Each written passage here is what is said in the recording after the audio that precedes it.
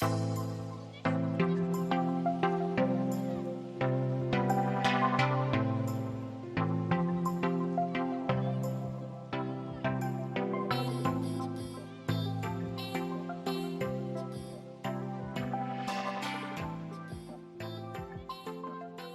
glaube, das Fühlen geht eine ganze Weile ganz gut.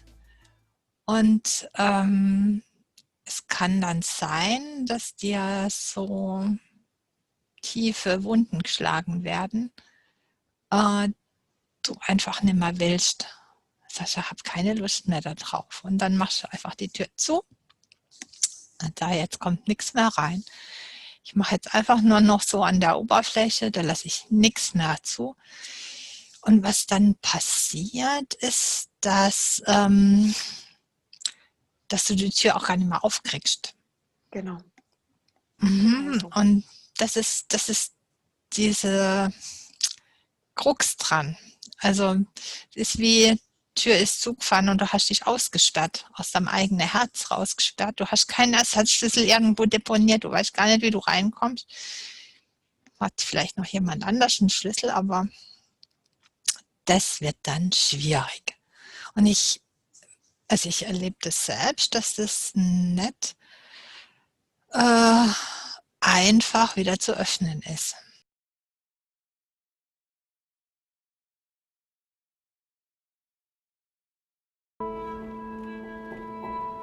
The last school that I went to was Provo Canyon School.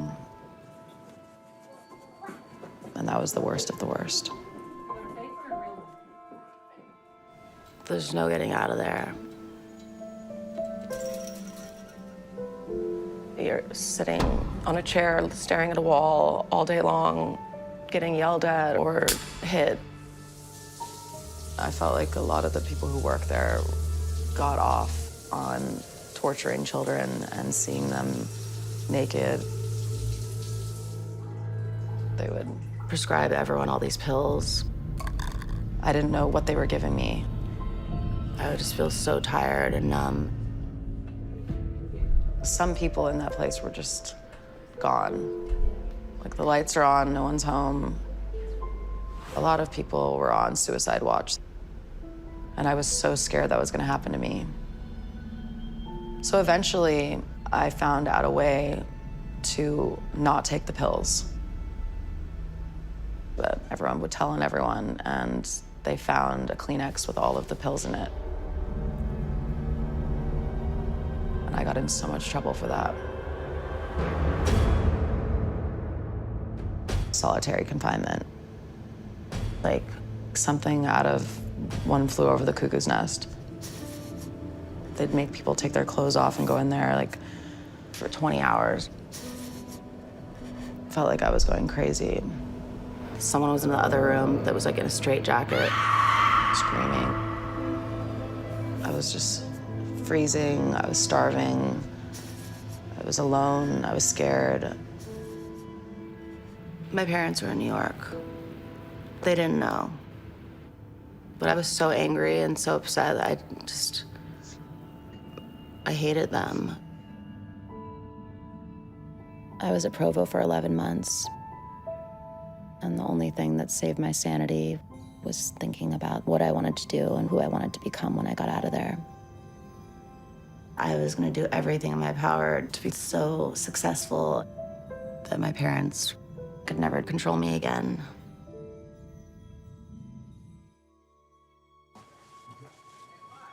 When I turned 18 and got out of Provo, it was one of the happiest moments of my life. The world got to know me. Coming out of Provo, I was also like very traumatized. I never spoke to my family about it. I think all my anger just went into my drive for success.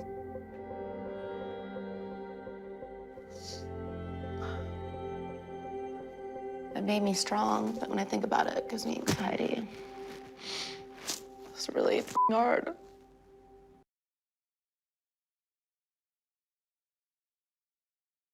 Ja, furchtbar.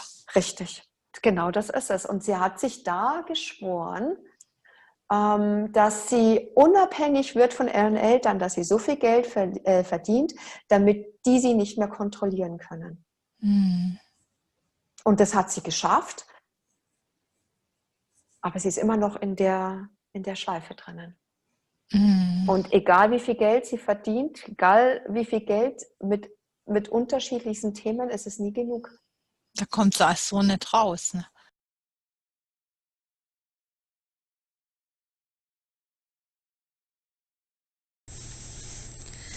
A behavior modification program is also known as a wilderness program, therapeutic boarding school, wilderness camp, boot camp, or residential treatment facility.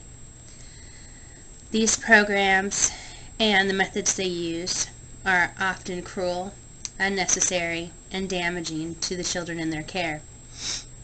Standard behavior modification program uses what are known as thought reform or brainwashing techniques. Now, these techniques are split up into 4 phases in general, but in the programs, these phases turn into additional levels. They'll have half steps between each phase, or multiple steps between phase 1 and phase 2. But the principles are the same, and the outcomes are the same. Dr. William Sargent stated that 1 in 5 people who are subjected to this type of treatment never recover and become permanently insane or commit suicide. That is a statistic that is very frightening, and according to our own research, is very true. That it doesn't matter how many levels they claim to have, that they are using this basic 4-phase technique of reforming your child's behavior and breaking their spirit. Many of the girls I knew at Provo Canyon School had been secretly and forcibly removed from their homes in the middle of the night to be transported to this location. I remember it was a school night, it was the middle of the night, and I just heard screaming, bloody murder. I knew there was a takedown in the works. I didn't know it was people coming in and capturing her. I thought I was being kidnapped.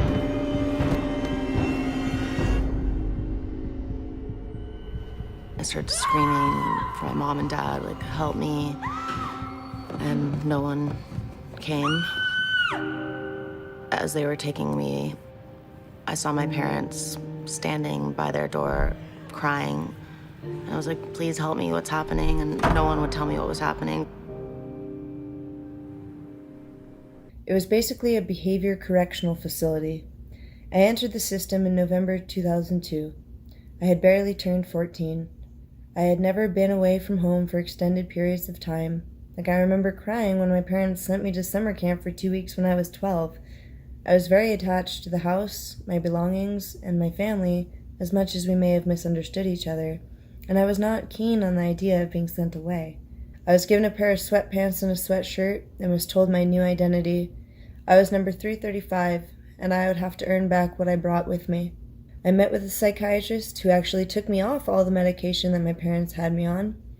He watched me as my behavior significantly improved, being off of all of the unnecessary prescriptions, and then he asked me why I was there. I said I honestly didn't know. I cried for at least 3 months, but crying is pointless. It accomplishes nothing. I didn't know that I had been violated. Even though my mother had to physically pull Jack off me because he had me pinned to the floor hitting me, she didn't say that it was wrong for him to do so. I thought I was normal. So I didn't know I was being mistreated. Just like I didn't know that I had been raped until I returned to California and the flashback started. Since everything always boiled down to it being my fault, I learned that I deserved everything bad that happened to me and decided to stop telling anyone anything.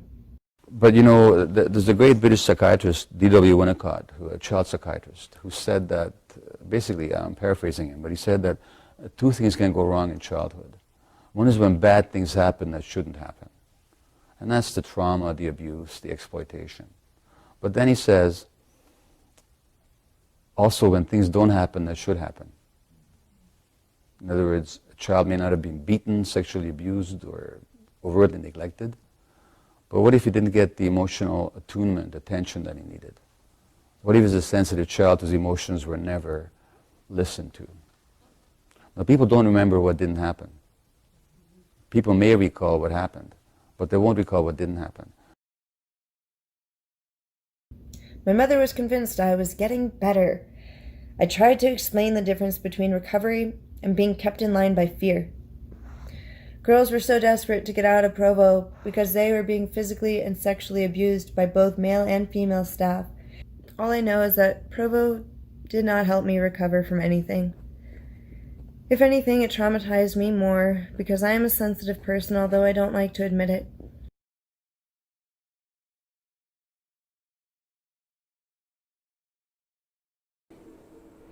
I have horrible insomnia. I'm scared to go to bed at night. No, yes. I always have this recurring nightmare, no matter what I do. I wish I could bring like a camera into my dreams and like show you what it's like. It's terrifying. And I relive that every night.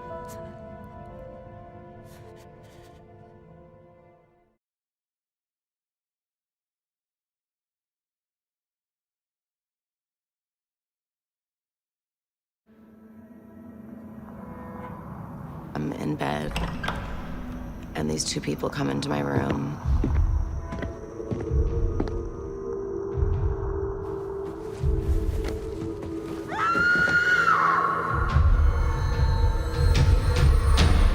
And say, do you want this to happen the easy way or the hard way?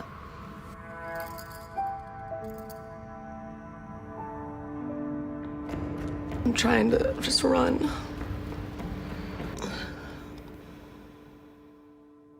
I think I slept like 3 hours. The nightmare was like, felt so real. I was just screaming and crying and like telling people, someone to help me, and then I just ran.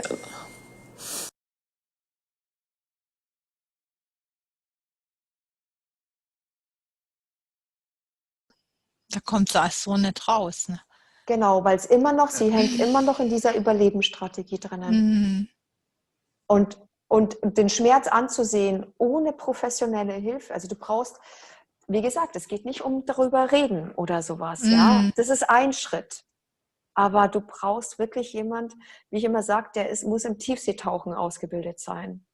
Und nicht jemanden, der nur schnorchelt. Ja.